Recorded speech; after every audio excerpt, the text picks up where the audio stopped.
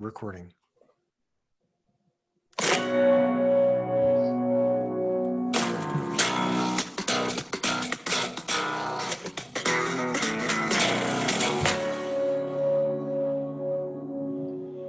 Hey everybody, welcome to What Drives Us, episode 383 for September 16th, 2020. My name is Russell Frost, and I have the pleasure to be your host this week's adventure into whatever it is we adventure into. No, it's about advanced tech mobility and sustainable energy.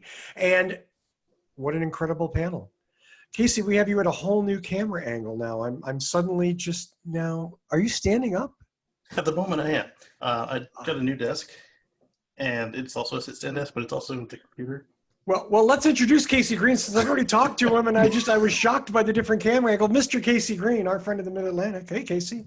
How's it going? So I finally got another video out on the YouTube channel, and Nice. Played hide and seek with the car.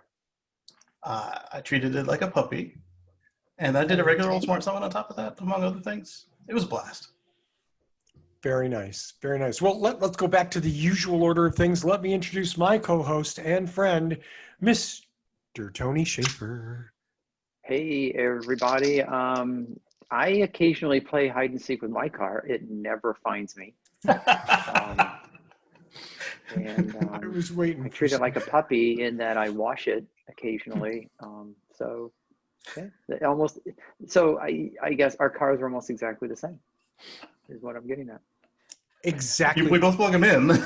Exactly the same. And speaking of people that are exactly the same, my other co-host, the other What Drives Us co-host, Georgia McKenzie.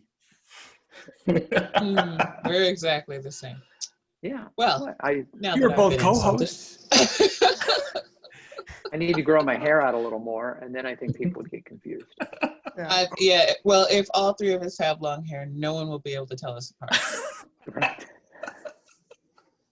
It's going to be too hard. This is going to be a tough show, I can tell already.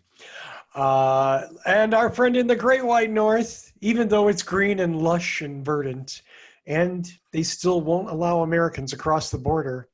Cheers to their good judgment, Mr. Mark Cochran.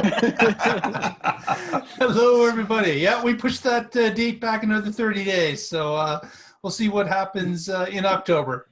Just keep going back. This right off the edge of the table. Just push it to October 2021, and you'll probably be correct. No one is getting out of here. No one. We're stuck. Even Georgia on her boat? I don't have a boat. How is that boat coming along? I didn't know you had a boat. I was like, you have a boat? That's a callback to another show where she was going to get a boat. She was going to get a boat. Oh. Yeah.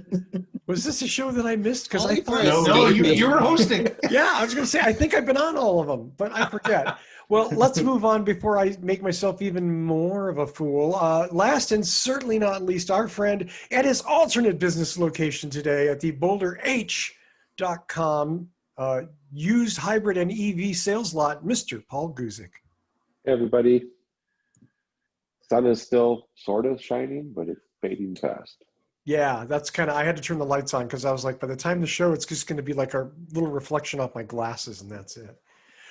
So thank you all for being on the show. We have a big show, so let's skip the formalities and start with Tony talking about gravity. Yes, I have a very weighty topic to talk about. So we have always talked about the need for energy storage. You know, we're huge renewable energy people. We push for solar and wind and tidal and everything that we can do to separate our energy creation from fossil fuels and dead dinosaurs. The biggest issue with that, of course, is storing the energy when more energy is created than is needed, and then situationally when energy is needed but is not being created. You know, the huge opponents to solar panels, for example, say that they only work when the sun is shining. Well, yeah, duh. And, you know, turbines only turn when the wind is blowing. Yeah, thanks, dumbass. So multiple technologies have been approached for storing this energy. Of course, the biggest one we know of is batteries. You know, and that's fine. Batteries have their advantages and disadvantages. And so it's really important that people look into alternative methods. And we had talked about alternative methods, pumping water up a hill and then letting the water come down to turn a turbine when the electricity is needed. And the one I'm going to talk about is first step is being done by a company that is called Gravitricity, and it is a British company. And what they are doing is using abandoned coal mines initially for proof of concept.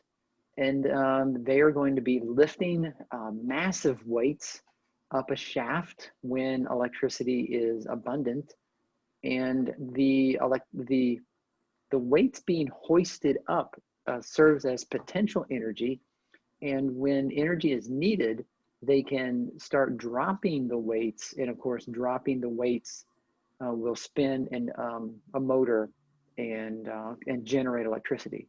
So, I mean, this technology, if you even want to call it technology, it's so low tech.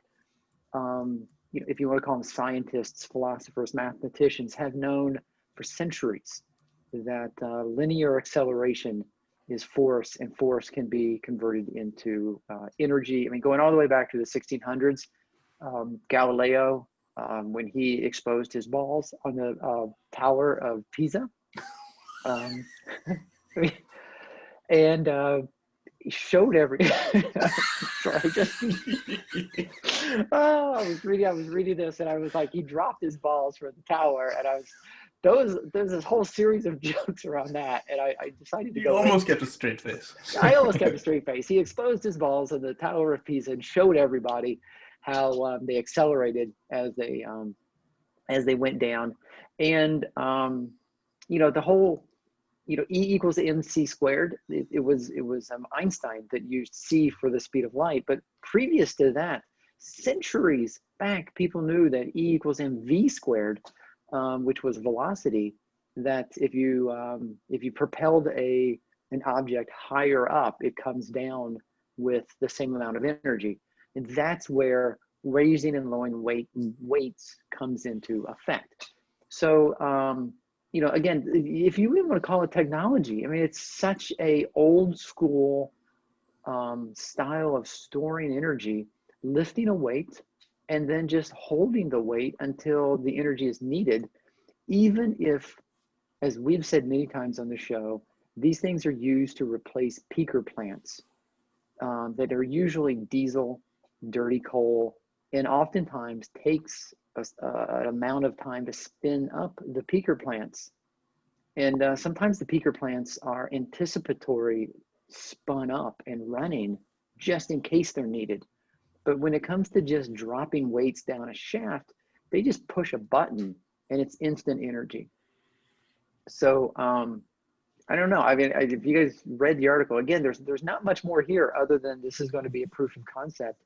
And if they can orchestrate this with, I think, like a 25-ton weight is going to be the first one, they're planning for up to like 5,000-ton weights in shafts that go down 1 mile. I mean, that's massive. Yeah, before I moved, we had talked about their concept of this. I don't know if it was shortly before or after the Australian big battery, and I'm still just excited about it. It's good to see that they're about to actually go into production. So I hope that they achieve their numbers, because anything we can do to get us off of this fossil fuels, we see what's happening in the world around us. We don't have time to dally. So anything to make those peaker plants be big batteries, either of water, massive weights, chemical batteries, whatever. We got to do it. Cool. Yeah. I remember a couple of years back, we did a story about, wasn't it a little train track? And then We did with them too. Thank you, Yeah. Mark. Yeah. Okay, and Casey. So you remember, it went up the hill during the day, and then at night. Yeah, it was train cars filled with rocks. Yes. Right. Yeah. Yeah.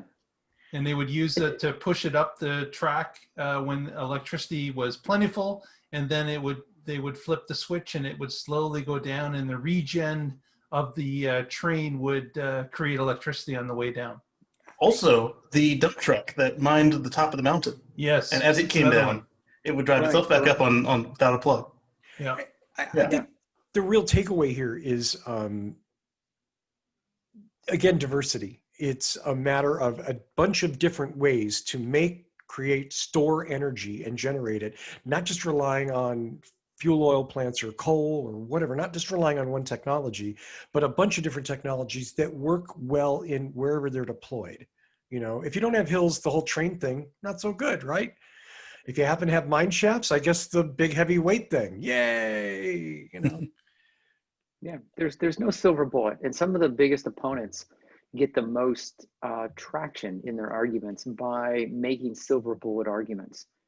And the first thing we have to do is kill that by saying, like Russell, you just said, it is all situational. There is no one silver bullet to meet all needs. But when we take all the different options cumulatively, then now we've really got something. Right. Like look at, if we went all solar and then the sky is full of ash, it doesn't work. But if we went all wind and now we have a windstorm, they shut down so they don't burn out. So you want a mixture. Absolutely. Same with your storage.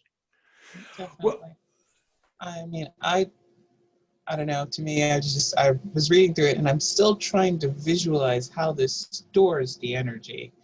But in a way, it's like it does sound like a Monty Python skit. So I'm very happy it's being done by a British energy startup. Because you spend the energy picking it up, same way you do when you do pumped hydro. And then since it doesn't ever leave the shaft, when you need the energy back, you let it go. And now you've got your energy that you already it generates energy. It's no different than an EV car with coming down the mountain with regen, filling the battery. It's just instead of wheels rolling down the battery, it's a weight going down a shaft, turning a motor to put power into the grid.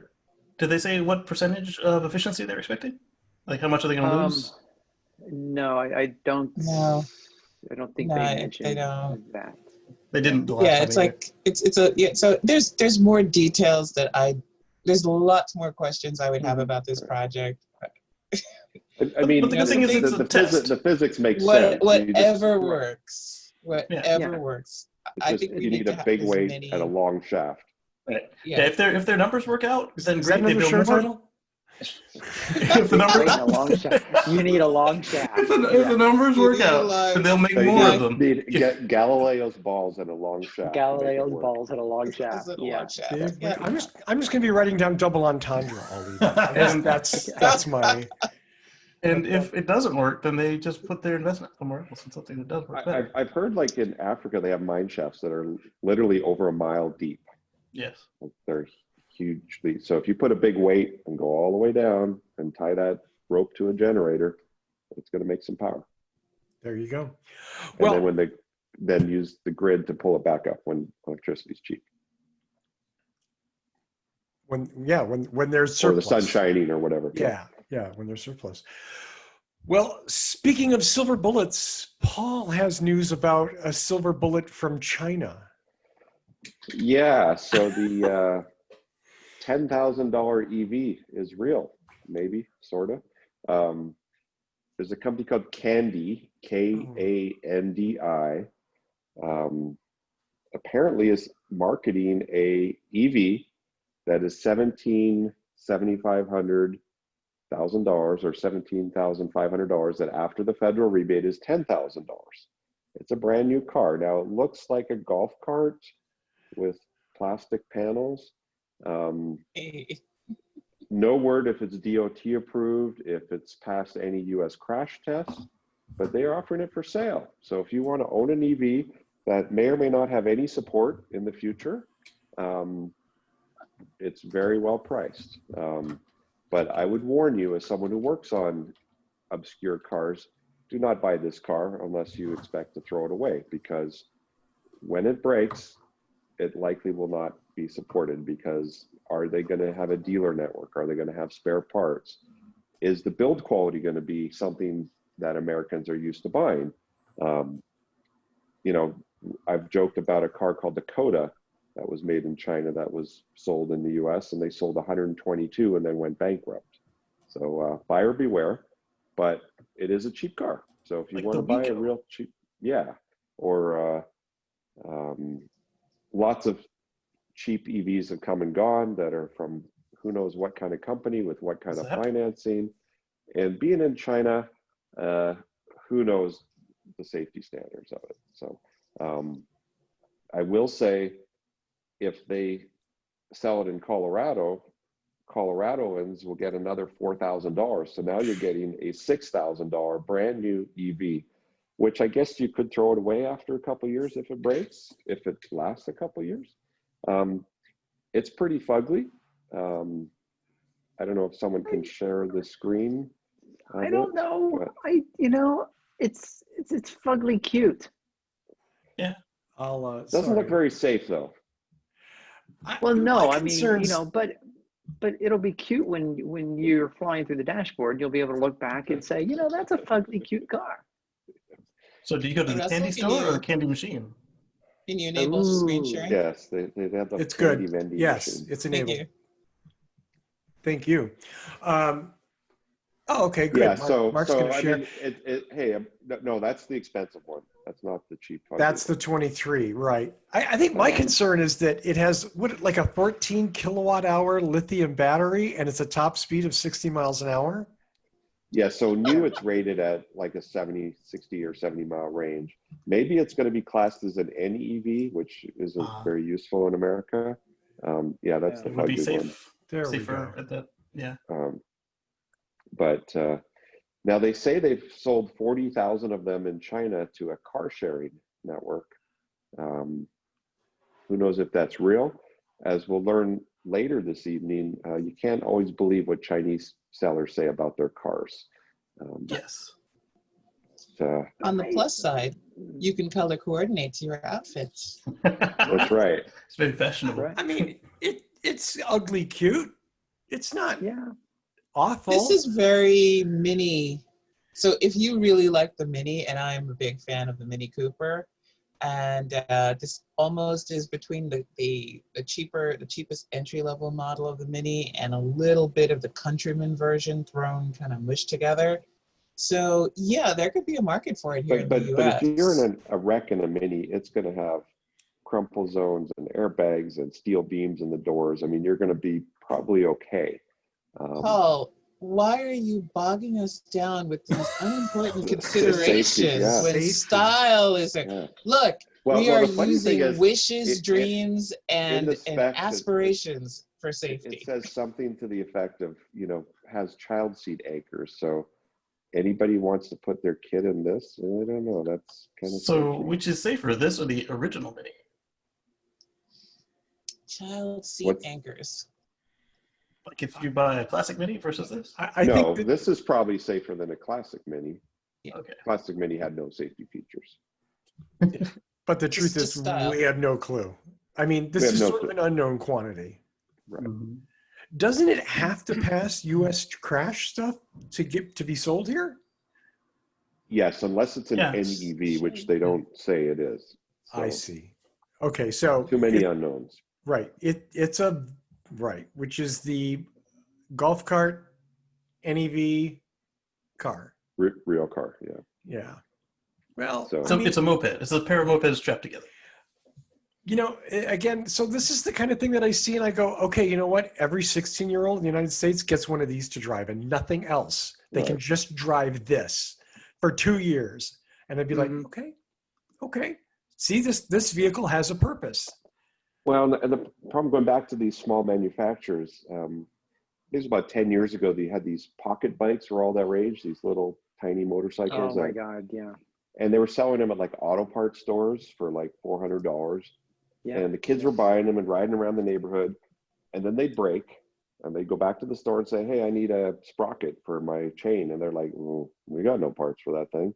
And once they broke, you literally threw it in the trash bin. And it was a throwaway motorcycle because there were no parts for those things.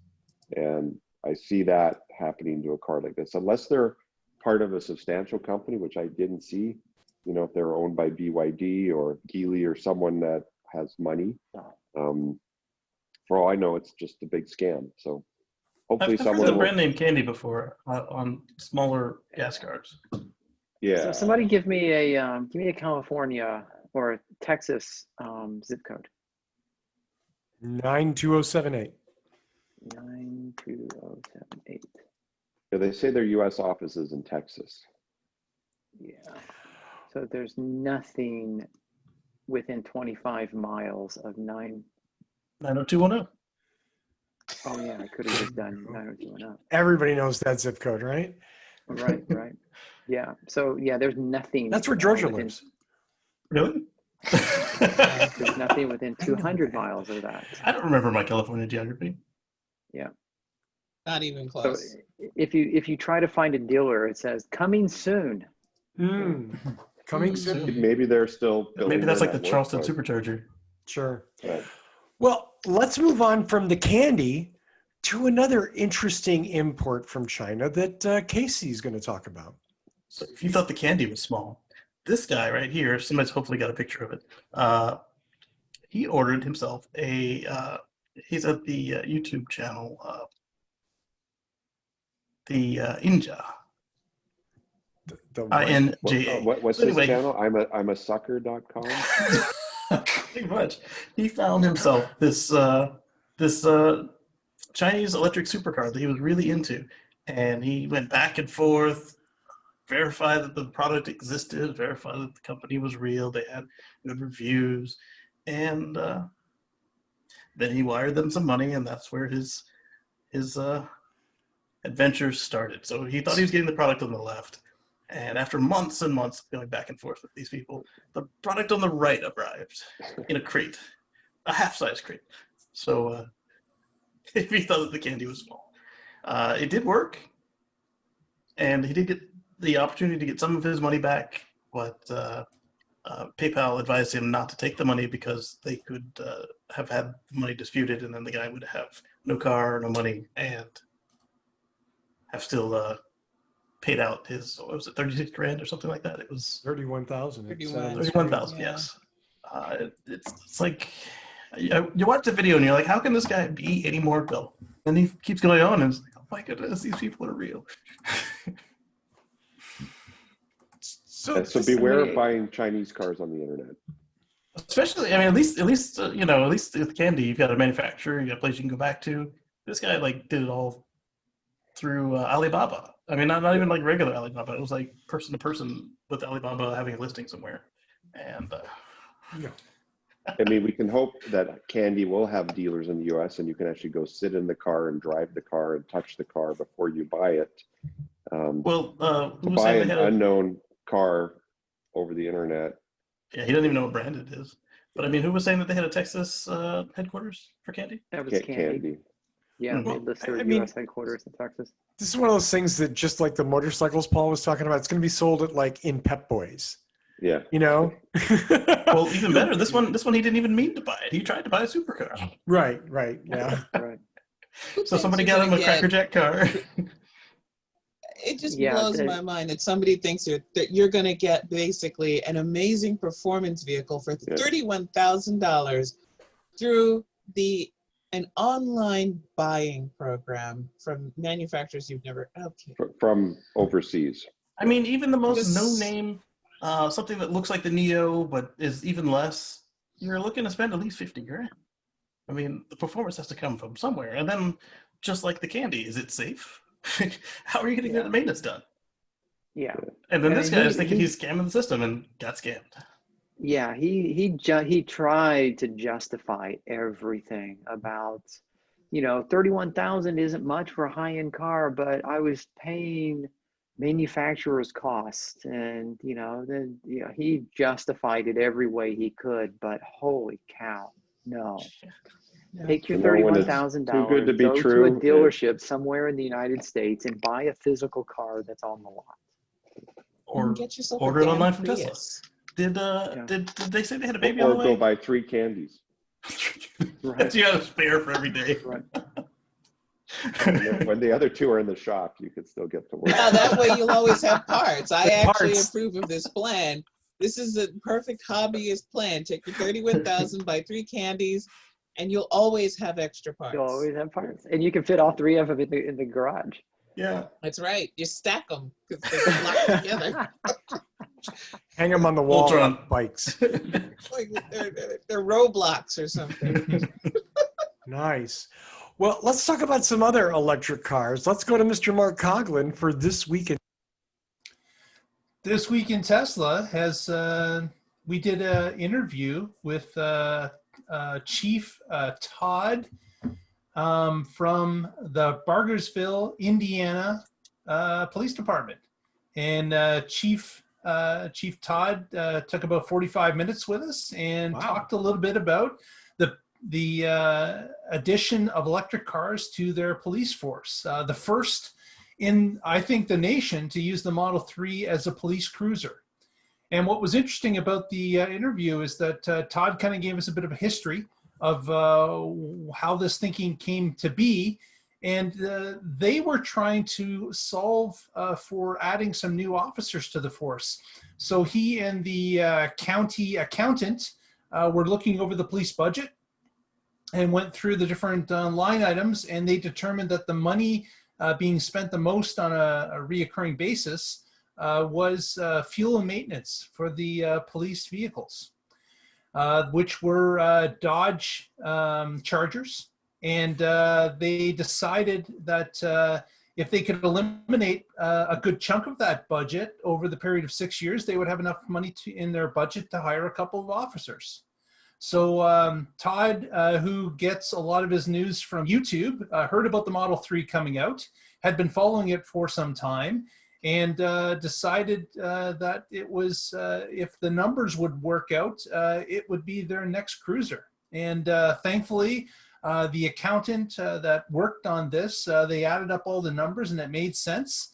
And they went ahead and purchased their first car, which was about 13 months ago. And to this point, this car has only, maintenance-wise, used a set of back tires.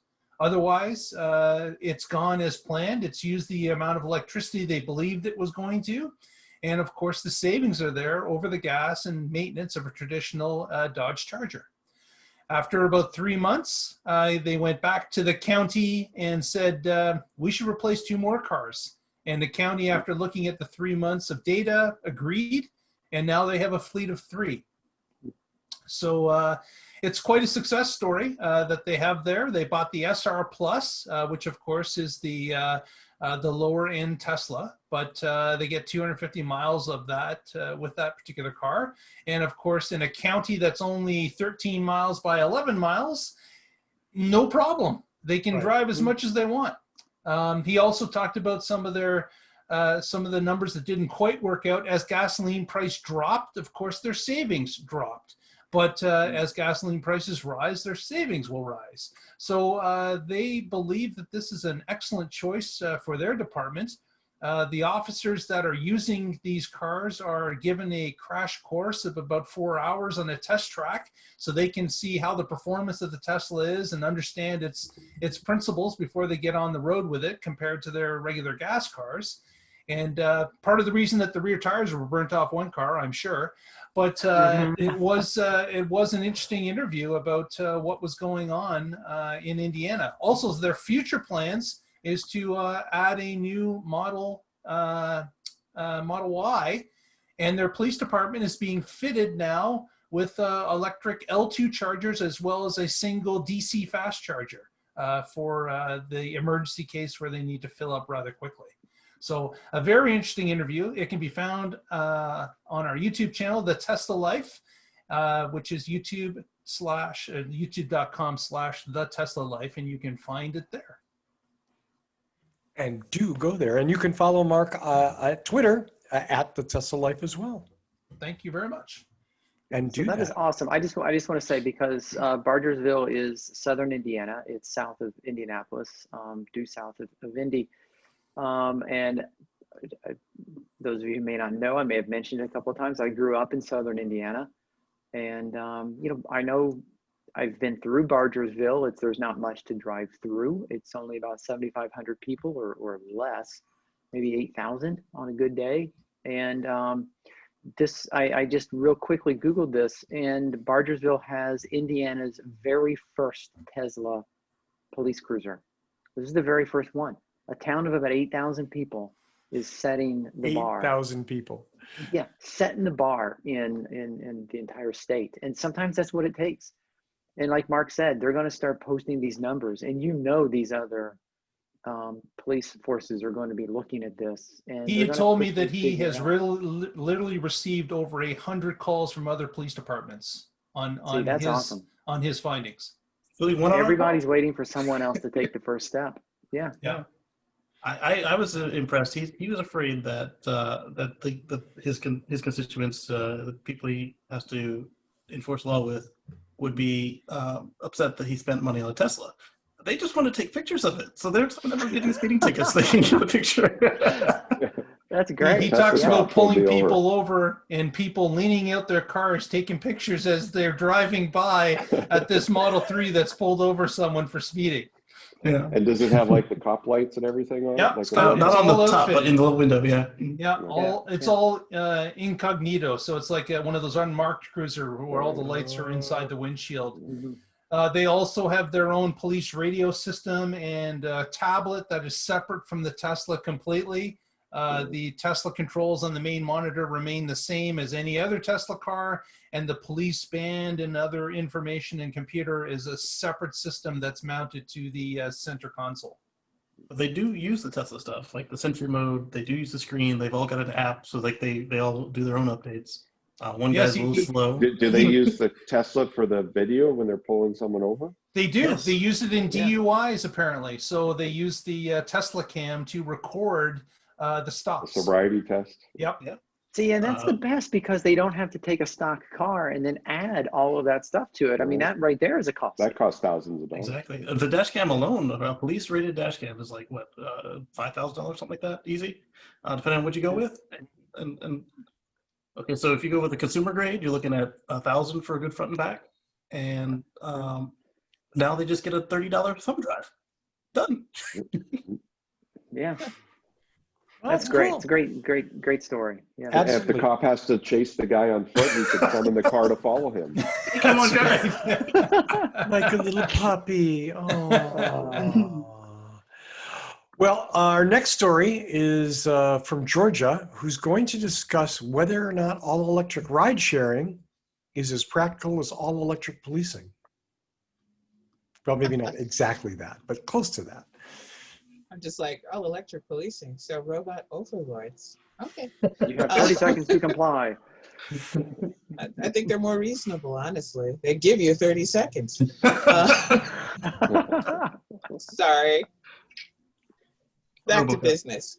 Brad Templeton over at Forbes has a pretty good article on the reality of Uber and Lyft's green ride-sharing plan. And he brings up some very, very critical key points. A lot of it has to do with the fact that, the people earning money from this, and we use earning to be relatively low because we're not talking the execs, but the actual drivers are low-income people.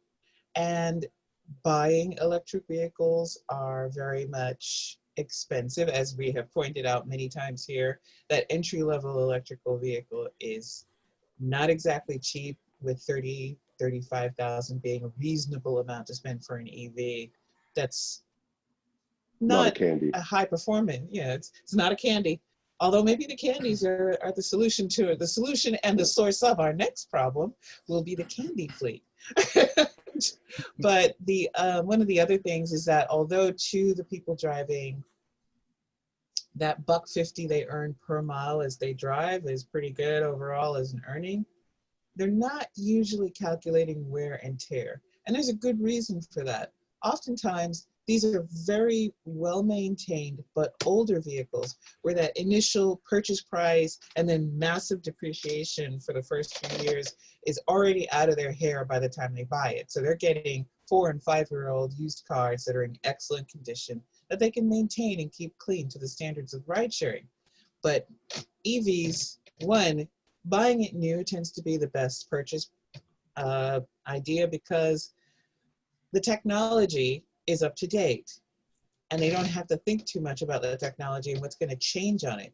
And if they're buying an older vehicle, we've gone through a number of stories where charging methods change and software updates and yada yada. And there's a lot of things that rideshare drivers just don't want to have to think about and haven't had to think about by using gas cars. So in comes your friendly neighborhood billionaire company getting you to do service work. And Uber and Lyft are thinking of things like, hey, we'll finance this new car, a new version of the car for you. And I'm sitting there and I'm reading that and I'm like, so, you're going to pay me money to drive and then I will pay you back for a car. How much am I earning?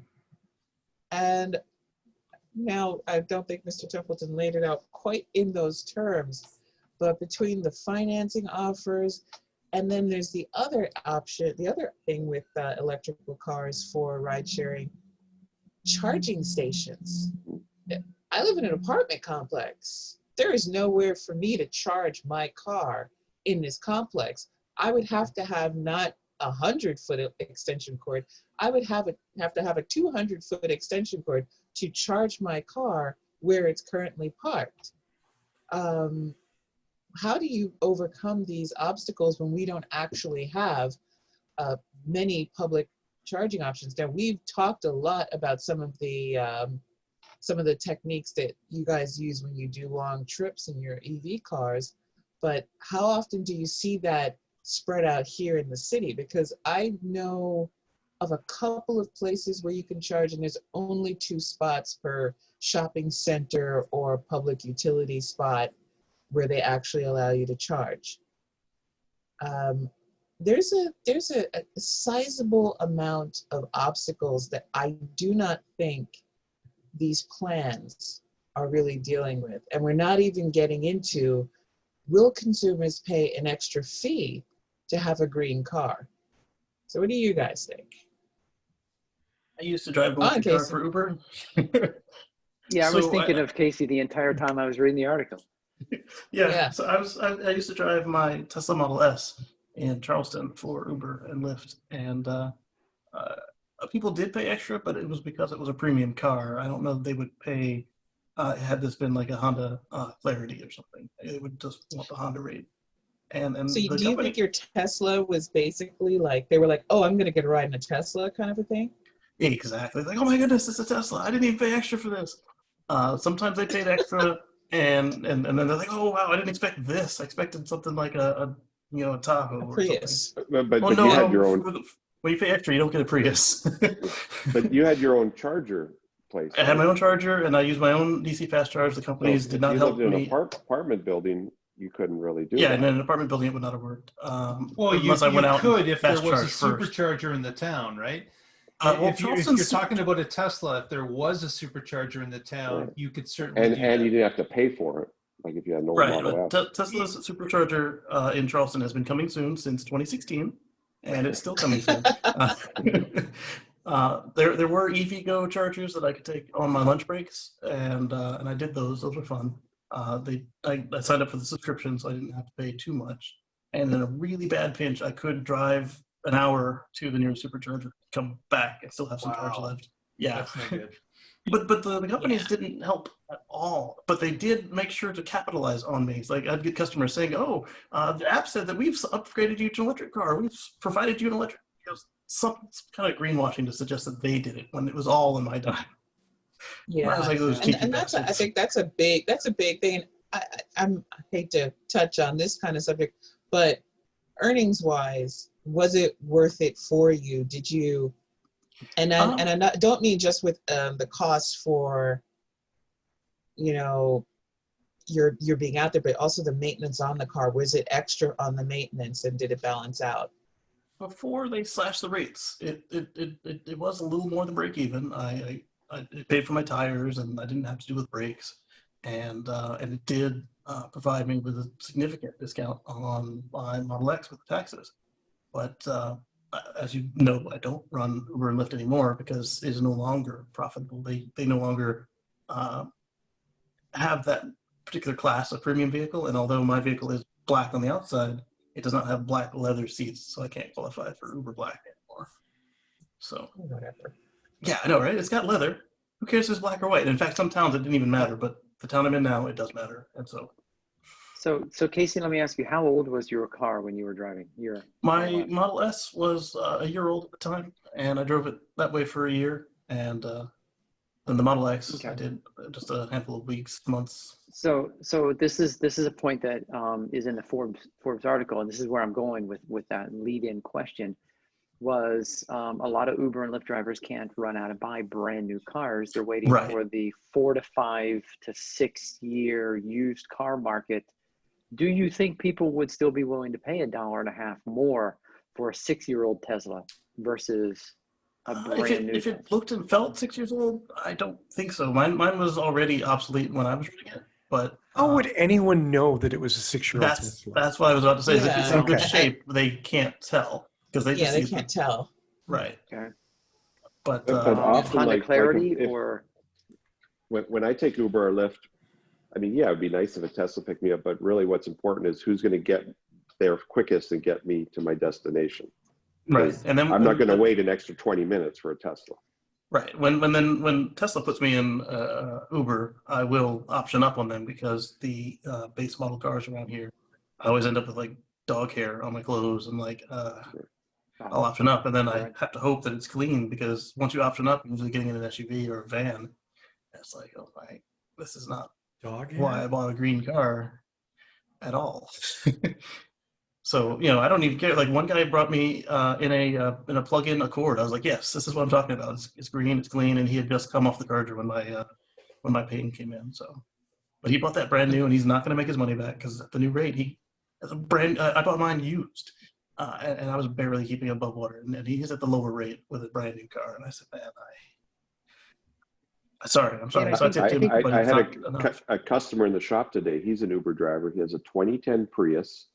It has 470,000 miles on it, and he makes money driving Uber because his car, costs nothing to run. I mean, he did have to replace the engine, but none of us can believe why it's on the original hybrid battery with 470,000 miles. Really? Same battery, new engine. Yeah. Wow. Yeah, he killed the engine, but the battery is still original. Awesome. Yeah, That's there's your great. long-term testing. Yeah. There you go. One of the things in the article, and one of the things Georgia touched on several times, was Uber and Lyft providing incentives and trying to push. But in the end, it's the drivers who own the vehicles. So And it's have to really pay for the up tires. So it's really up to the drivers to decide whether or not Uber and Lyft are going to be all electric by 2030. Yeah. Well, this I is mean, why if they want to own their own. if they make it financially viable, then it could Yeah. work. But I don't This is know. why they I wanna mean, own- I'm one of those people who I appreciate gig economy that helps out people, because I do know people who actually make ends meet using these gig economy type of jobs. But my problem with it is I'm not a big fan of techno surfing, and I do mean SERF, as a career choice, because there's no route up and out of it for these people. I've interviewed people who have had to rely on this, who fell, out of a regular paying job and had to fall back on this. And for them, they are tired and there's no route out. And it is a ridiculous idea that in order to make ends meet, you literally are running around, running errands, picking people up, and you don't get to really schedule your time. You're looking for all the ways you can maximize your earning time as you do this. And you're not properly tipped, because in some cases, like DoorDash, you're not getting your tips if they're done through the app. And the restaurants that you're picking up for are not properly compensated for their food, because, so who's really getting paid here? Oh, a middleman who created an app.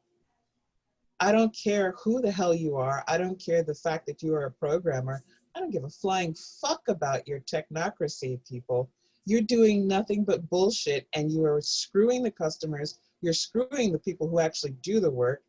And then you're sitting there patting yourself on the back for being super smart that you can exploit everyone each freaking orifice is being screwed. What the hell? And that's So- not enough for them either. They want to now. And it's never enough. Never. Yeah, and I'm not just talking raising the rates on the restaurants or whoever and lowering the rates on the providers. I'm talking it's even worse than that. They want to own their own fleets so they can fire all the drivers. And yeah, Bingo. The end product is to replace every single worker. Replace every single worker with a robot. That is the goal. And I always remind people, you know, the way how Umbrella Corporation in all the Resident Evil movies was just trying to create undead slaves. I don't know why y'all missed the fact that it's a pretty much anti-capitalist series. They're not too far off from reality. That's what technocracy is about. Yeah. I like that one, Tony. And the awesome sci-fi series Continuum, if you watch it, awesome. Filmed in Canada, but we won't hold that against anyone. But in there, it talks about the future, and they're chipping people on the back of their neck to be tireless employees and constant factory workers. Very, very similar. Kind of what was the one where they had like a limited amount of time to live after they reached 25 or Is that something? a Tom Cruise You mean movie? Logan's Run? Logan's Run. I don't know, the no, modern one. That You got- one played out. You got paid in time. Is that the kind of thing you're talking about? And you had you could look at your Yeah, list Angelina and you could Jolie see was how in much it. time you had a list. And she like gifted time to her son, something. Yeah, I don't know. Oh, Yeah, that was I vaguely yeah. remember that one. I was try to not only good. watch good movies. I was a Yeah. kid. Hey, cheese is good. So all I'm going to say is, if you live in California, come November, vote no on Proposition 22. That's no on Proposition 22 to reinforce that gig economy employers need to act like real employers. Yeah, I know some of the people who do work for these companies want to keep it this way. It is never good to allow people to fully exploit you. You exploit you all you want. Go on OnlyFans. I don't care.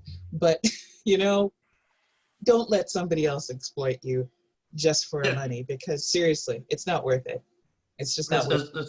As Georgia said, you know, these people, you know, they think they're just, you know, bridging in between some hard times, and all of a sudden they find themselves working more than a reasonable amount of time, more than 40 hours, way more, for barely more than minimum wage once they realize and factor out their expenses. And a lot of them either don't actually make that money back, or they don't realize how little they're making because they're getting paid in cash, and then they got to take their taxes out, and they got to do their expenses, and before you realize what has happened, it's too late. Well, it's in my case, I also was gaming that the system. employers look at that time period you're working for these gig economy, and Yeah. then suddenly if you put in 6 months in a gig economy job, the fact that you had 5 years as a clerical worker or an accounting clerk suddenly evaporates and you don't have any skills. You're now a grocery And shopper employers instead of an accountant. Yeah. Yeah. Oh, Yeah. now you can't get out of it, and it is a trap, and I don't like it. So we're gonna wrap. So this what do you up and recommend move there? on Did to somebody something just say else. that they were doing some self-betterment or taking a break? Lie? Yeah. Living in an alternate President reality lies. where there are better choices. Yeah, I mean, Just name it better. Yeah. it's not. Yeah, not wanting people to get sucked into that isn't the same as. We just need to not let employers take advantage of people, whoever it is, whether it's Amazon, warehouse, drivers, whatever, or Uber or Lyft or DoorDash or Grubhub or Postmates or whoever. You know, I know Yeah. that. So that's But all I'm going to people say living in about the that. factory store. We have about Right. run out of time. So I'm going to say, let's do some shout outs and we're going to go home. We have some leftover stories, but we'll talk about those next week. Thanks to all of that. And once again, if you live in California, no on 22 this November.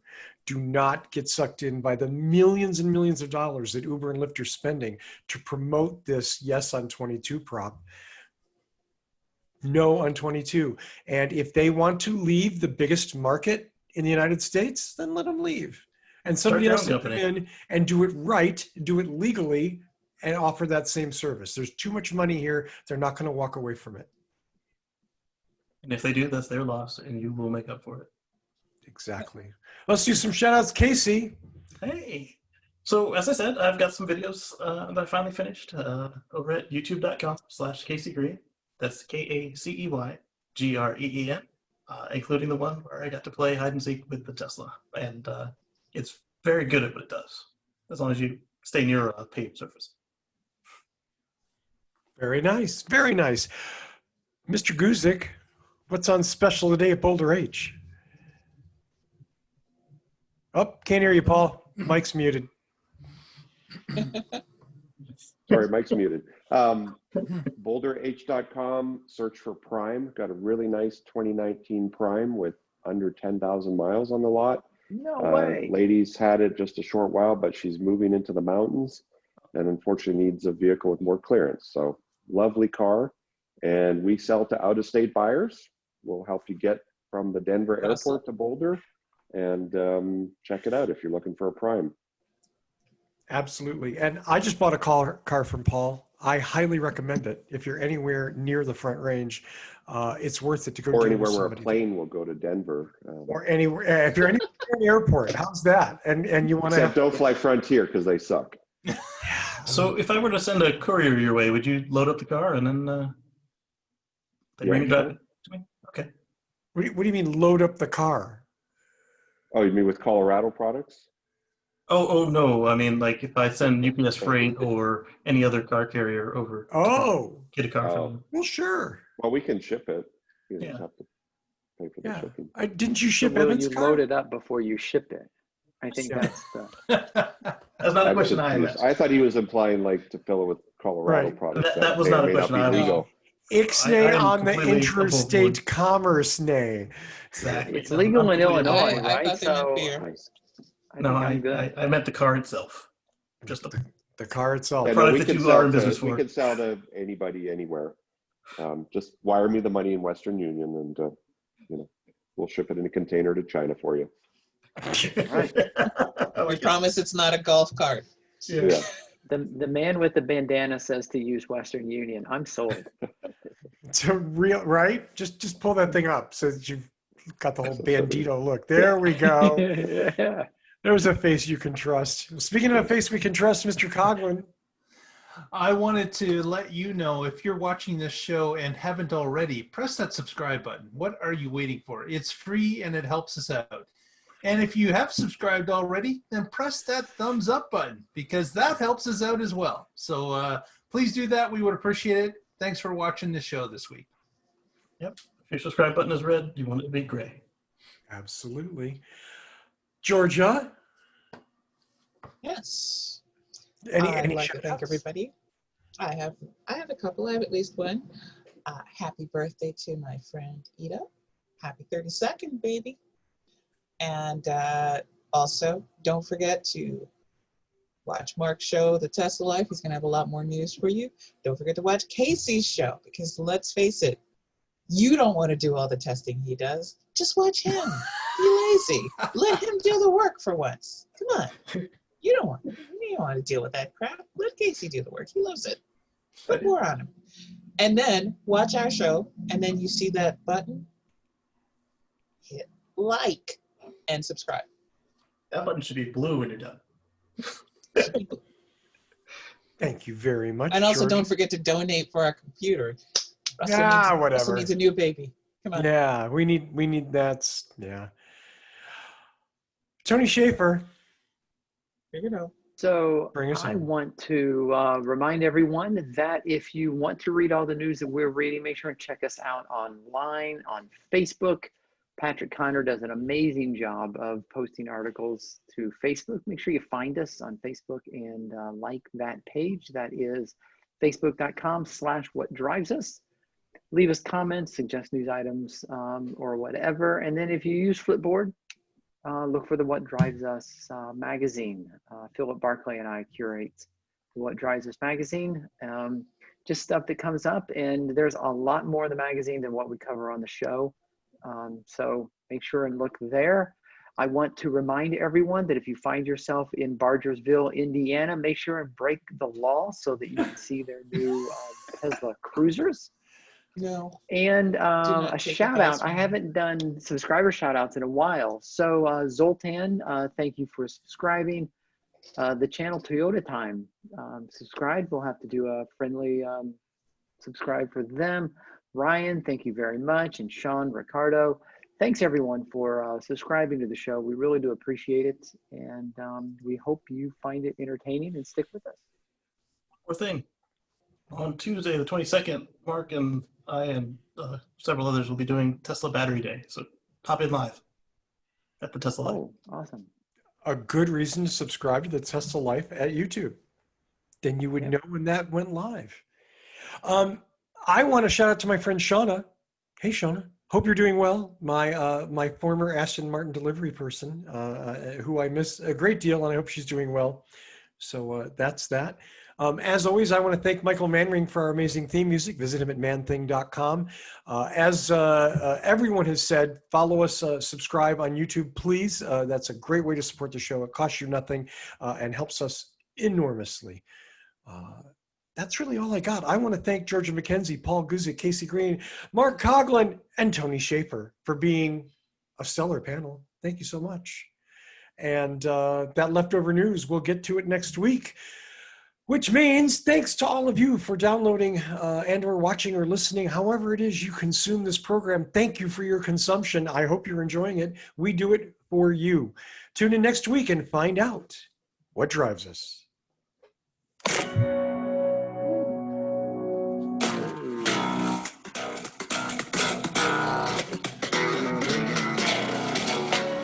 See you later, everybody. See ya.